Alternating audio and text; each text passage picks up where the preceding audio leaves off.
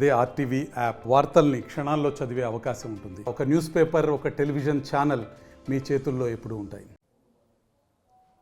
ఈ సందర్భంగా కడప నియోజకవర్గ ప్రజలకు, వైఎస్ఆర్ కాంగ్రెస్ పార్టీ నాయకులకు, కార్యకర్తలకు అందరికీ కూడా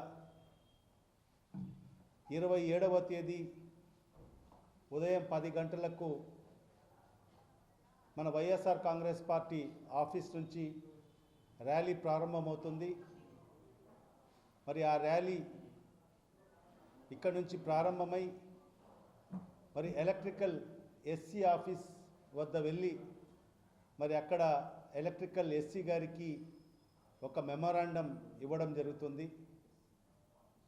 మరి ఈ రాష్ట్ర ప్రభుత్వం యొక్క కళ్ళు తెరిపించాలి అనే ఆలోచనతోనే మరి వైఎస్ఆర్ కాంగ్రెస్ పార్టీ మరి ఈ పిలుపును ఇవ్వడము, మరి ఈ పిలుపుకు అందరూ కూడా పాల్గొని మరి ఈ ర్యాలీని విజయవంతం చేయాల్సిందిగా ప్రతి ఒక్కరిని కూడా సవినయంగా విజ్ఞప్తి చేసుకుంటున్నాను.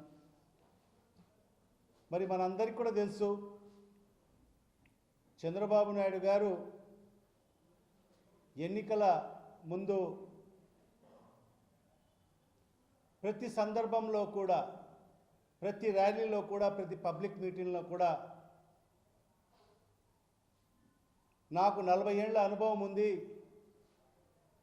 నేను సంపద సృష్టిస్తాను, సంపద సృష్టించి ఈ రాష్ట్రాన్ని ముందుకు నడిపిస్తానని చెప్పి ఆయన మాట చెప్పాడు.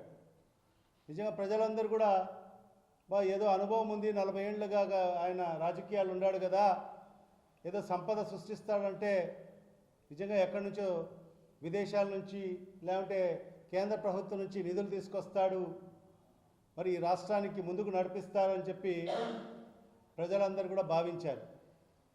మరి ఆ రీతిలోనే మొన్న జరిగిన సార్వత్రిక ఎన్నికల్లో ప్రజలందరూ కూడా తెలుగుదేశం పార్టీకి పట్టం కట్టడం జరిగింది. కానీ అధికారంలోకి వచ్చిన తర్వాత ఈరోజు రాష్ట్ర ప్రజలకందరికీ కూడా తెలుస్తుంది, అర్థమవుతుంది ఏంటంటే సంపద సృష్టించడం అంటే మరి అన్ని ఛార్జీలు పెంచడము అనేది మరి ఈరోజు రాష్ట్ర ప్రజలకందరికీ కూడా ఇప్పుడు తెలుస్తుంది. మరి దాంట్లో భాగంగానే ఈరోజు విద్యుత్ ఛార్జీలు పెంచడం, ప్రతి మీటింగ్లో కూడా ఆయన చెప్పింది ఏంటంటే జగన్మోహన్ రెడ్డి అనే వ్యక్తి 6 సార్లు పెంచాడు, 7 సార్లు విద్యుత్ ఛార్జీలు పెంచాడు, నేను ఎప్పుడైనా విద్యుత్ ఛార్జీలు పెంచానా తమ్ముళ్ళు చెప్పండి అని చెప్పి వాళ్ళతో చప్పట్లు కొట్టించుకున్న పరిస్థితి మనం చూశాం.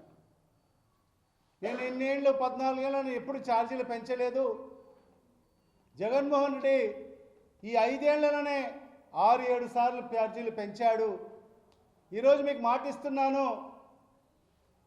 మీరందరూ కూడా నన్ను గెలిపిస్తే, నేను ముఖ్యమంత్రి అయితే విద్యుత్ ఛార్జీలు పెంచను, మరి అదే కాకుండా విద్యుత్ ఛార్జీలను తగ్గిస్తాను అవకాశం ఉన్న మేరకు అని చెప్పి మరి ఆ రోజు ప్రజలకు ఒప్పించి మరి ప్రజలతో ఓట్లు వేయించుకొని ఈరోజు అధికారంలోకి వచ్చిన తర్వాత చూస్తే మరి ఈ 6 నెలల కాలంలోనే 2 పర్యాయాలు. మొదటి పర్యాయం ఏమంటే మరి దీపావళి కానుకగా ఈ రాష్ట్ర ప్రజలకు 6,080 కోట్ల రూపాయలు విద్యుత్ భారాన్ని ప్రజలపైన మోయారు. మరిన్ని వీడియోస్ కోసం ఛానల్ ని సబ్స్క్రైబ్ చేయండి, లేటెస్ట్ అప్డేట్స్ కోసం వాట్సాప్ ఛానల్ ని ఫాలో చేయండి అండ్ లింక్ డిస్క్రిప్షన్ లో ఉంది.